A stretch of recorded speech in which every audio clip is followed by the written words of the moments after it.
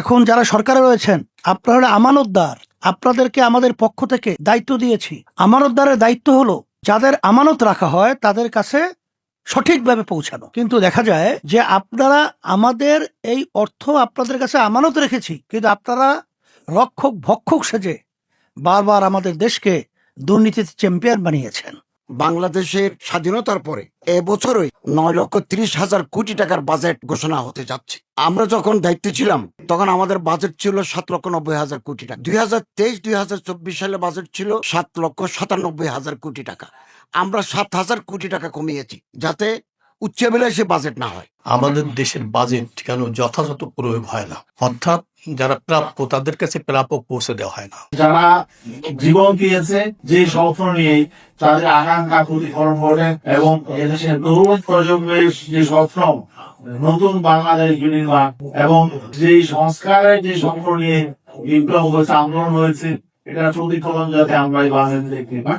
আসলে কোনো পরিবর্তন হয় নাই, সেই কদু এই সরকারও, বর্তমান বিএনপি সরকারও তারেক রহমানের নেতৃত্বে একই অবস্থা, কোনো পরিবর্তন আমরা পাইতেছি না।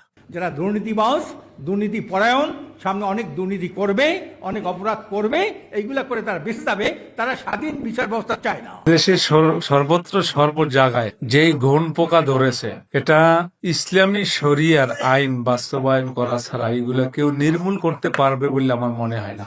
আগের বাজেটের বই বাইর করে ওটা দেখে দেখে ওটা অ্যাডজাস্ট করে মানুষের যে কি হবে, জনগণের যে কি সুবিধা অসুবিধা তাদের মধ্যে সেটা কিন্তু কাজ করে। বাংলাদেশ অর্থনৈতিকভাবে অনেক উন্নত হওয়ার দাবি করে, প্রযুক্তি উন্নয়নের কথা বলে, কেন ওই কৃষকদের ধান শুকাতে পারে তার জন্য এই ধান শুকানোর যন্ত্রটা পাবে না। বিগত দিনে আমরা যে বাজেটগুলো দেখে আসছি, বিগত সরকারগুলো যেভাবে বাজেট দিয়েছে, এবছরও যে প্রস্তাবিত বাজেট নিয়ে আলোচনা হচ্ছে, এটা তারই একটি ধারাবাহিকতা। আজকে ইসলামী আন্দোলন বড় একটা সংগঠন বাংলাদেশের, যেটা আপনারা বিগত দিন থেকে দেখে আসছেন এবং হকের পথে কথা বলে, অন্যায়ের বিরুদ্ধে কথা